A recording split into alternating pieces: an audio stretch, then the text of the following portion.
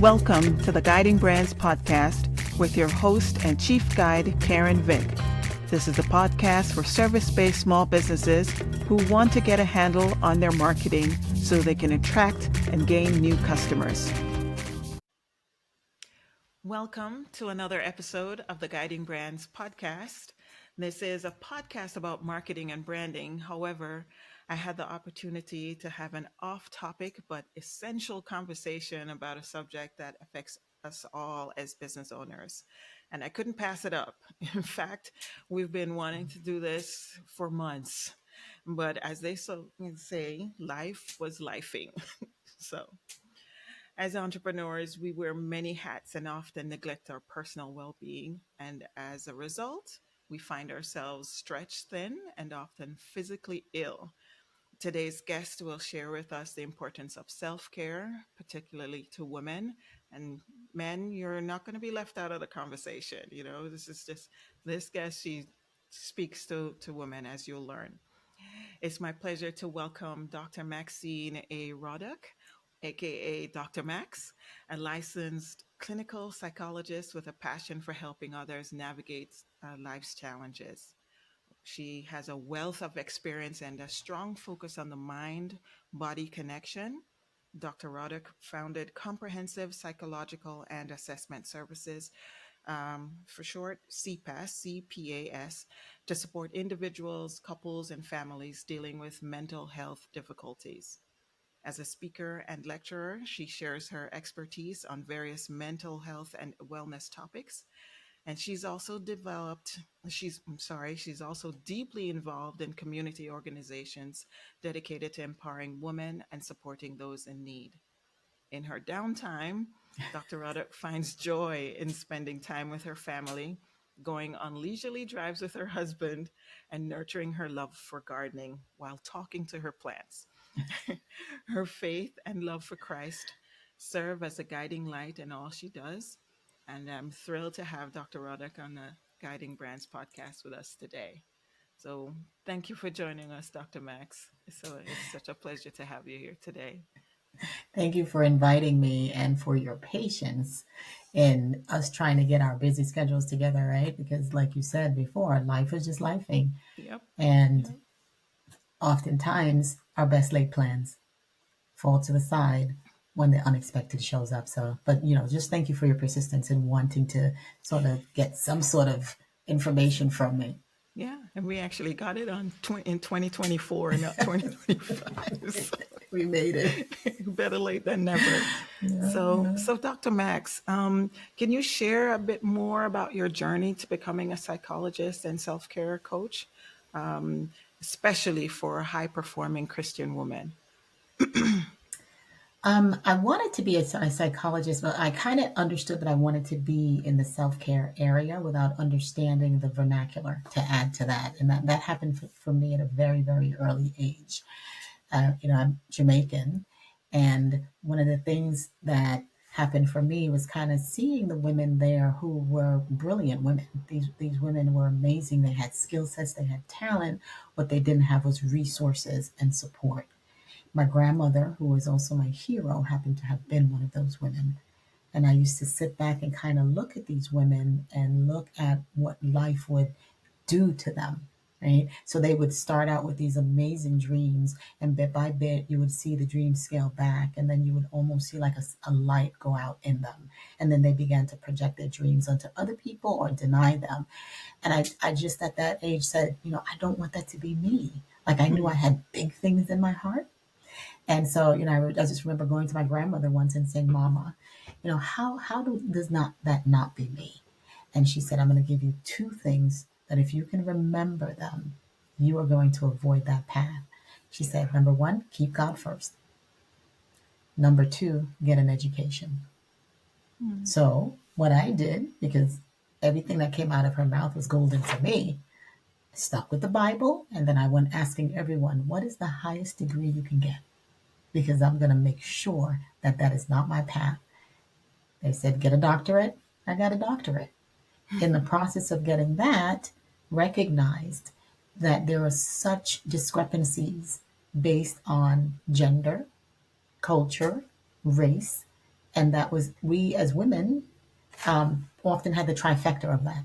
And so, even though I tried to avoid um, falling into that trap, I often did because, theory and reality are often different. So, what Mhm. you set out to do is not always what happens.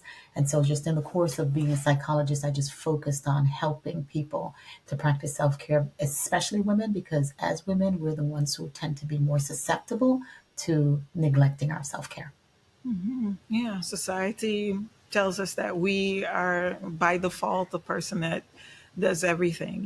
We're the species that does everything for everybody and do it first. So Hmm. yeah, yeah. Oh, Okay. yeah.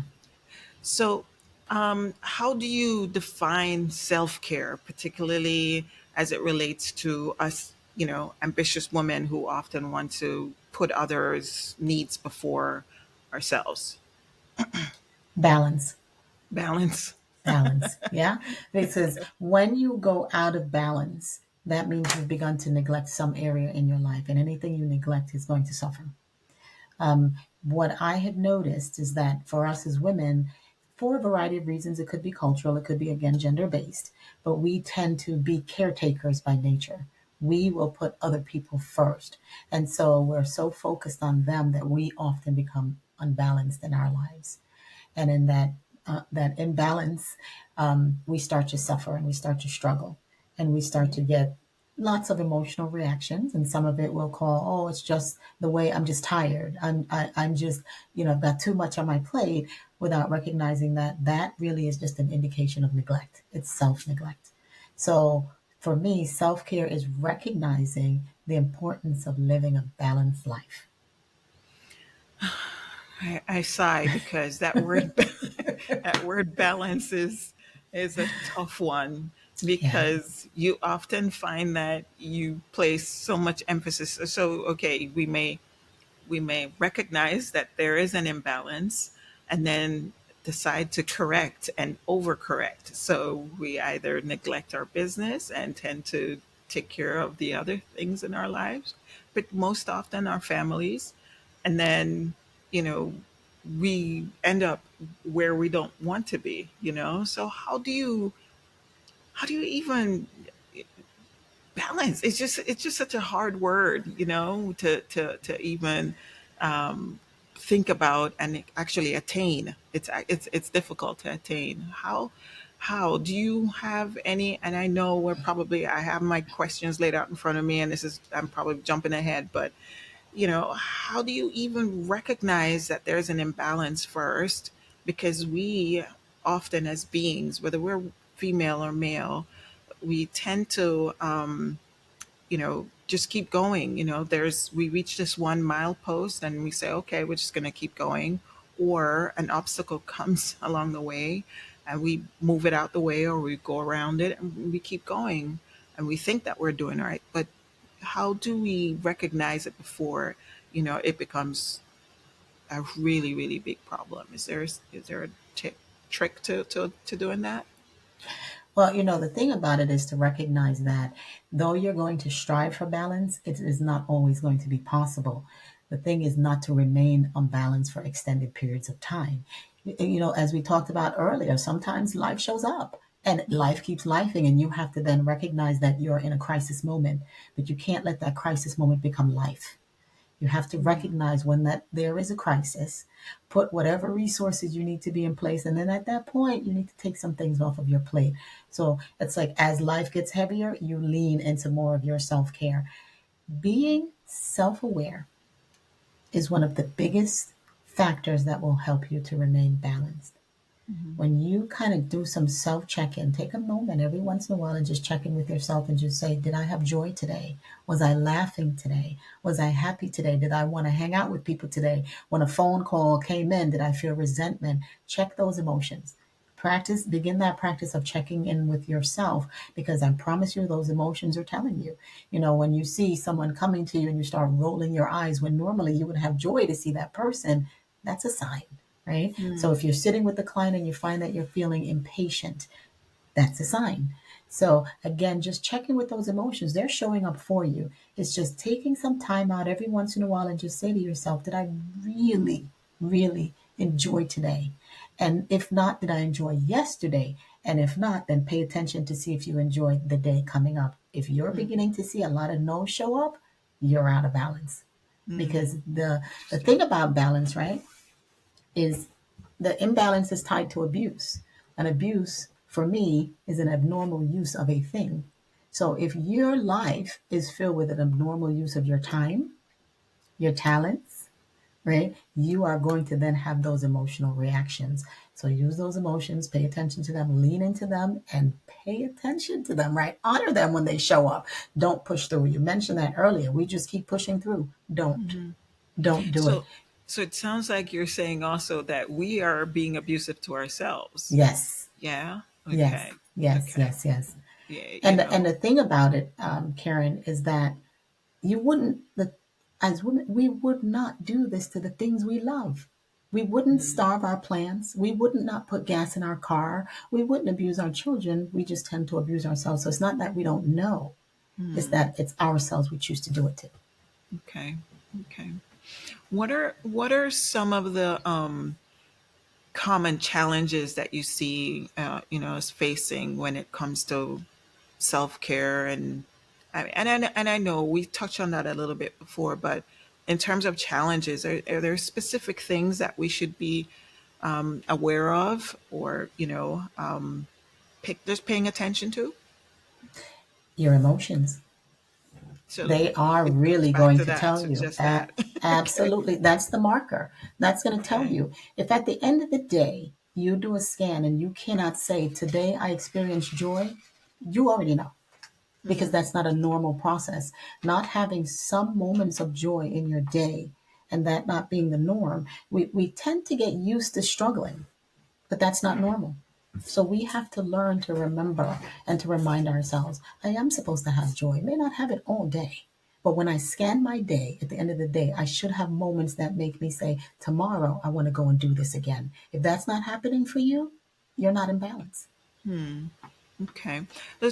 Okay. So then there's the other end of the spectrum. You can actually do have a lot of joy, but there are things that are suffering. Whether it be our work or family, projects that we decide to take on, things like that. So I get it. It's balance. It's about finding the balance and being able to do those checks.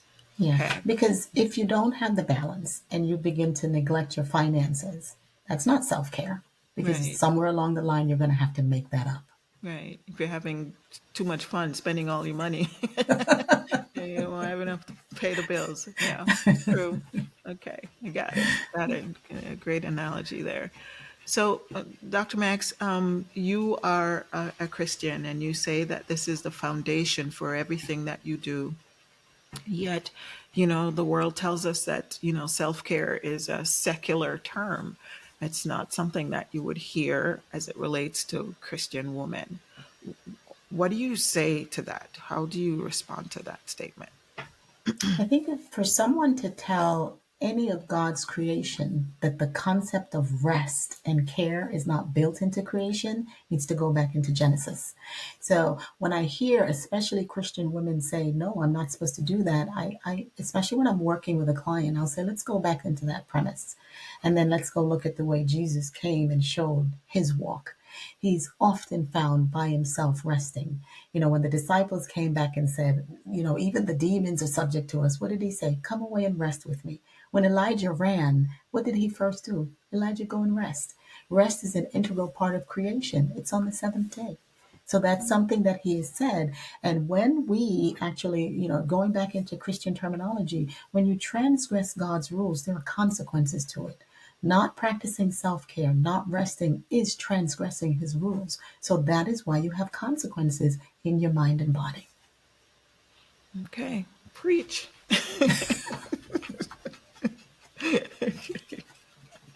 No, it makes sense. As a Christian woman, I get it. Yeah. Um, It's and the and world be, that will lie to us. yeah, Yeah. yeah, and growing up, being younger, you were told that if you're Yes. not doing all the time, giving your best, 120%, 150% at everything that you do, then you're not. doing the right things as a Christian woman, taking a break, going on vacation or watching a movie or whatever, those things don't jive with the word Christian, so okay. Yeah. Yeah, but And yeah. Karen, psychology and the science of psychology shows that our brain actually functions better with periods of rest. Mm-hmm. So it's not Mm-hmm. just the word, it's also the science that supports it. So if you have those two integral bodies that tend to be at odds, right? But here they're converging on truth. And yet the world tells us that we shouldn't. And oftentimes they will reserve that for women. And This is culture true. plays a big role in it, Yeah, this as is you true. mentioned. Yeah. And and there are many, maybe people in the audience that say, I'm bringing religion into this conversation, but listen, it's not about that. In particular, it's about care. It's about care for yourself and care for the people around you, right? Yeah, Hmm. because Hmm. if you're burnt out, then your staff, if you have staff, the work that you do, it shows up. The Hmm. quality of the work, it results in that. So, okay, makes sense.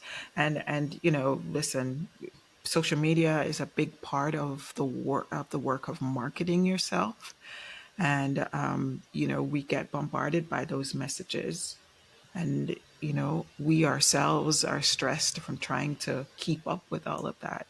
So it's it's there. It tells Yeah. you, yeah, yeah, you're right. Self-care makes sense. So, Dr. Max, you are one of your social media handles is designing your Max life, and I see that on your website and so on. What does this phrase mean? What is this? I guess it's a philosophy of yours. The Yeah. Yeah. pun on your Yeah. name, Max. Talk to us about that. A little history about it. I have this amazing social media guru by the name of Karen who actually helped me to come up with that name. As I was speaking my heart to you, I don't know if you remember that process. I was Mm-hmm. speaking my heart to you and talking about, I want people to understand that the life that they're living is a function of what they're doing. And if they actually do become mindful that they are designing their life, then they can design it in the area that they want it to go. So, it is the Max is a wonderful pun upon the name, but really the premise is pay attention to the steps you take, the habits you build, because all of those are designing your life. Mm-hmm. And that max, we could say maximum, Yeah. you know, everything, whatever you want, go after it to the max. Yeah. Yeah, Okay. because that's the life that, and I'm bringing the Christian in again because, of course, I've told you it's a part of my foundation, but that's the maximum life you should be having. We are supposed to have maximum joy, not Mm-hmm. sustaining where it's all the time, but the best that you can get to, that's your maximum. So that's your maximum life. Yeah. Yeah. And the Bible talks about, living an abundant life, Correct. so yeah, same thing. Okay. So, you know, we talked about this a little bit before, and burnout but we never named it that. Self-care. There's self-care, and then there's burnout. I would say that they're on opposite ends of the spectrum. Am I right in saying Hmm. that? Hmm. Yeah. Hmm. Hmm. So, what are some of the things practically that we can do as entrepreneurs to prevent, burnout? What besides being mindful about the way that we show up for others, our emotions and things like that? Are there anything that we can do, or things that we can do practically on a daily basis to minimize the potential for burnout? One of the main things that encourage my clients to do is to put it on your schedule. Put your self Mm, care on your schedule. You put everything else. If you have a meeting, you put it on your schedule so that you don't forget. If you have to pick up your kids, you make sure you somehow put it on your schedule so that you don't forget. So you have to put you on your schedule so that you don't forget. So when you start thinking about self care, I also urge people, It doesn't have to be this huge thing, right? And just as you were alluding to social media, it can create some unrealistic expectations in terms of what people should be doing. So try to bring people back to the fact that self-care may be taking a nap. It Hmm. may be that if you're tired, then just take a nap. It could be listen to a podcast that feeds your soul, because you start to have the release of endorphins in your body when you do those small things. It could be taking a walk in nature. Me, I'm always gardening because that's when the dopamine and the serotonin flows in my body. That's the medication that they give you for anxiety and depression. Here is the free. It can be done free because that's how it's been Your created for body us. produces it. You don't need It anybody to give it to you. Okay. Absolutely. I mean, if you're at the point where there are some chemical imbalances, no matter what, then you just make a determination what that is. But for the most part, you can actually do it. Laughter brings healing to the bones. It really does. Oh Happy yeah. people heal better. They're actually more resistant to stress. They're more resistant to diseases, infections when you're happy. So the self care is a non negotiable. Put it on the schedule as such. Make sure that it is a protected part of your schedule. And if you have to move something and it's not going to have a dire consequence, then make sure self care is not what you move. That leads me to the next question I have, because it brings to mind boundaries, saying no or limiting, the input of certain things that will actually infringe on that, on your self care and your state of mind as you do your work, right? So, what advice would you have for entrepreneurs that struggle to establish boundaries, both in their personal and professional lives? Anything in particular you would suggest? Difficulty establishing boundaries lies in the mindset that you have towards yourself. Hmm. So that's an examination that needs to be done in terms of what's the value that I place on myself when I compare it to people and the things they're asking of me. Because what you value, you're going to protect. So when people are beginning to to exhibit difficulty setting boundaries, somewhere in there they have minimized their self importance. Okay. So go back in. I often use scripture to remind people of their value, of even just sit down and begin to write down all the wonderful ways in which you benefit the world, all the wonderful ways in which you show up, and begin to look at yourself again as someone of value. When you can begin to adopt and truly believe that, it becomes easier to say no because then you become protective of yourself. One thing that I often, because sometimes, of course, changes, it's not overnight and it's difficult. That's why people don't do it readily. So, one of the exercises that I give is I encourage my clients stand in front of the mirror, think about something that you don't like doing, and after you've thought about it, just out loud say no.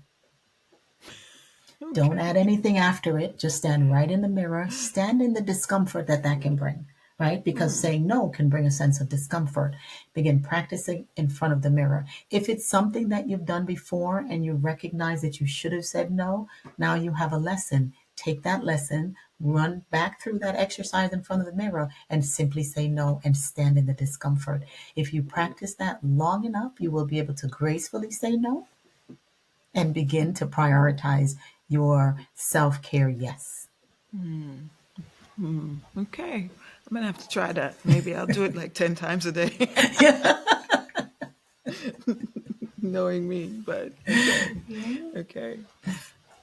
So uh, we've talked about the individual, the person as a business owner and a Christian, or just just a person. What does this look like in your work with community? How does your work teaching people how to be mindful about their own care? How does that show up in community for you? When I'm working with individuals, and I'm gonna clarify first. Community means the people I work with, Okay. not just in general. Is that it? Well, no, I would say also your networks, people that you do life with outside. I mean, it can be outside of your working, sessions with clients. It could be organizations that you work with. How does that How does self care manifest itself for you and for the people that you're around? Whenever I'm working with people, we start out with an assessment because we must first know what we're working with. And part of the assessment, number one, has to do with self care practices, also assess what a daily schedule looks like for individuals. And then we examine that to determine whether or not the schedule is a servant or a master. Mm, Meaning, is the schedule allowing you to practice self care and still get things done, or is it a taskmaster that's overwhelming you and you actually hate your schedule?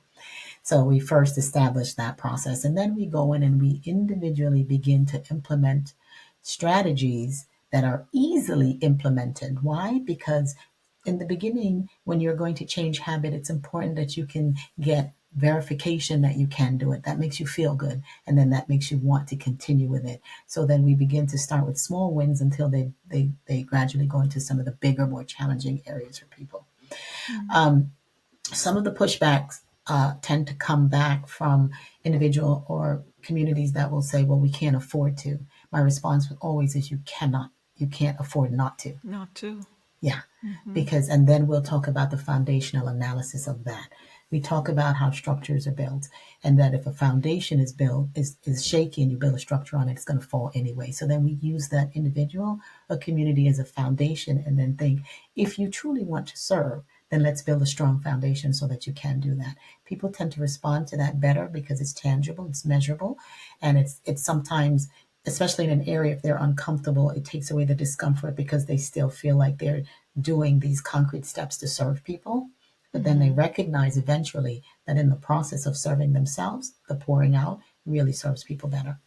Yeah, it's the oxygen mask effect. Put the mask on yourself first before Correct. caring for others. Okay, Correct. makes sense. So we've been talking a lot about women and how this relates. This idea of self care or lack of it affects us as we go through life as women. And I don't have only women in my audience, so we don't want to leave the men out. So how can they also benefit from the strategies that you teach about self-care? Well, the strategies are for humans. Mm. Yeah. So here's the thing. I always laugh at the fact that God has such a sense of humor because every time I speak publicly, men will pull me aside and say, wait a minute. How come you're always talking to women? Shouldn't you be talking to us too? So lately, I actually have been taking on more men because they have been reaching out, and I absolutely love it because I think that for the longest time, society has its rules for both women and men, and we've often equated neglect with women, but men do it also. They just do Mm. it in a different way. It manifests differently than it does for women. They'll drive themselves in a different way. And so the principles that I espouse are really human based principles. When you think about it, everyone needs to sleep. It's not just women. Everyone needs to eat well. It's not just women. Everyone needs to exercise well. It's not just women. So the principles are generalized. I just tend to work with women. But lately, Mm. actually, more men have been approaching me. They've also now begun to recognize the importance of self care. And I would also say, it's also helpful for men to learn these principles so that the women in their lives they can care for them as well, or at least be able to identify the signals. Whether you are, listen, it's a male dominated world. Mm-hmm. We look around us. There are bosses, there are, our leaders, our government leaders, and so on. Things may be changing. It may look that way, but there's still, an opportunity for them to actually help. And learning those principles, I'm sure, will be beneficial in that way as well, right? Hmm. Hmm. Yeah. And the compassion. If you don't have self compassion, it's Yeah. going to be difficult for you to have compassion for other people. Hmm. So even like if the woman is saying I'm tired, and the man is like, why? But if he actually walks through it in a manner that he applies it to himself individually, he's going to be much more open to recognizing and honoring her need for help. So again, as I said, the principles are human based principles. It's just if both genders apply them, then both genders thrive. Hmm. Yeah. It's good. It's good. I like that. I like that. So, you know, 4 years ago, the world was put on halt because of the COVID-19 pandemic. And what came of that was a change in the way that most of us, a lot of us, not say most of us, a lot of us do our work, you know, in the way that we live and so on. And even our mindset has changed. How has that impacted the way that you approach self-care when you're coaching your clients?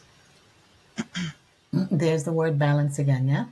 Because with people working from home, they became imbalanced because Mm-hmm. they would say, well, I don't have to commute, so I can actually sit at the computer or work a little bit longer because now I don't have to commute.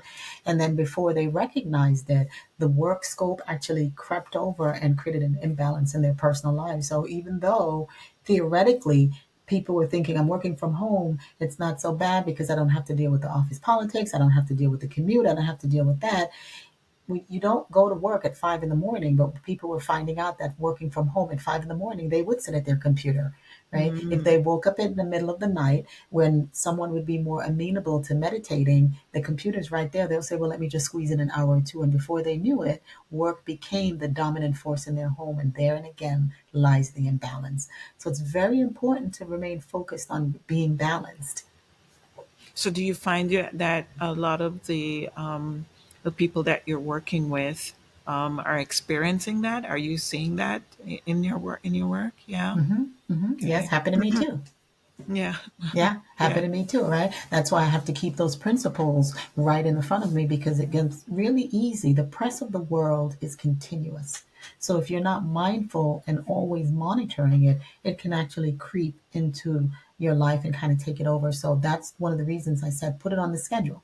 So that when Mhm. you look at the schedule, you can check off and say, I didn't do that or I failed to do this. And it is a constant reminder that kind of puts a buffer between you and the constant press of the world. But yeah, I see a lot of that. And so again, that's one of the reasons why one of my first approach is let's go examine your schedule. Let's go see what a daily because sometimes people will come to me and they'll say, oh, Dr. Max, I'm exhausted. And when we examine their schedule, by the time they're halfway through telling me the schedule, I'm exhausted. And then, but as they're talking and then they keep saying, and we both, oftentimes our eyes will meet and we'll both start laughing. And then they're like, okay, I see it now. I So get it. again, once we do that examination of the schedule, we can see the root. Once we see the root, we create a plan to address whatever is going on. Okay. Okay. All right. I like that. All right. So, Dr. Max, you know, every guest of this podcast is a guide. You know, this is the Guiding Brands podcast. I call myself the chief guide. And so, everybody, I bring you on, I knight you as as a guide. So, as today's guide, what would you want to impart to people as it relates, as a business people in particular, as it relates to self care and managing all the things everything that we juggle? What would you say, especially we're recording this in October of 2024, so going into the new year, looking at the new year, what would you recommend to the audience? First thing, do an assessment of your schedule. Pay attention, go back into that schedule. If you don't have one, create one because then the world is creating one for you. So take charge of that process. Go in and do an assessment of that schedule. It's as simple as sitting with a piece of paper and writing down what you do and just put the time and the hours and how long it takes you, how often you do that. And then also pay attention to the tasks on there that brings you joy and the ones that drain you. If you have more tasks on that schedule that's draining you than joy, that's a sign. If you recognize that in the process of working it, you're not sleeping, you're not eating, you're not exercising, that's a sign. So the first thing I would say is just take some time and just analyze what's going on. After that, be very deliberate about placing your self care on that schedule and mark it in red. Put arrows around it, make sure everyone knows it, and then you have to become very determined to maintain it. If you continue that, and practice the habit of saying no to the things that are going to take you off balance. If you have that schedule in place, before you ever say yes to someone, go and check that schedule. Don't say, please allow me some time to check my schedule so that I can make sure I honor you and me in that request. Go back and check that schedule first. Unfortunately, I checked the schedule. I'm unable to do it at this time. Let's consider me for a later time. If you're able to do it, put the parameters around it. Yes, I am able to honor that, but I can give you this much time on this much date. Is that going to work for you? If not, we may need to seek some other resources. So again, that Like we schedule did. becomes a foundation. We did Exactly. for Like mine. I practice what I preach. I practice what I preach. Yeah, yeah. So So, true. that's the main thing I would say. And if you continue to struggle with saying no, then there might be some other interpersonal issues going on, and you might need some support in that. Right? We should all recognize that there are areas in which we are superwomen, we're boss, and then there's areas that we need development in. Identify that if those things continue, then go and build a team that's going to help you in whatever area you're struggling in. Hmm. Okay. And just reflecting on this entire conversation and most of the questions that I asked, your responses started with making an assessment, whether it be of your schedule, or your feelings or what's going on, what's showing up for you. So that's the key word, that I'm taking from this is assessment, assessing where you are and how you're showing up for others in your life and even for yourself, as a matter of fact, and then taking the steps to actually correct it. Mhm. So thank you so much, Dr. Max. This is, as always, it's wonderful to have these conversations with you. You kind of put me on pause. I felt like you were just talking to me alone. So, thank you. Um, what do you have any programs, anything that you're offering right now that you would like to share with the audience? Anything that you want to tell them about where to find you, all of that good stuff. I do. I actually have a 16-week course Okay. that focuses on balance. And so we do the balance in four areas: your finances, your emotions, your physical, and your spiritual. And so that course actually, it's built on, each module is built on each other to strengthen each other. And there's exercises and there's lots of fun because I learned through laughter. And so I always like to teach through laughter. Why? I want that serotonin and dopamine flowing, because then that will allow the brain to process and hold information longer. And so that's a course that's coming up. We're launching it early next year. So we're right in the process now of kind of putting out the marketing strategy. So Karen, I'll be coming to you because you're the Okay. guru.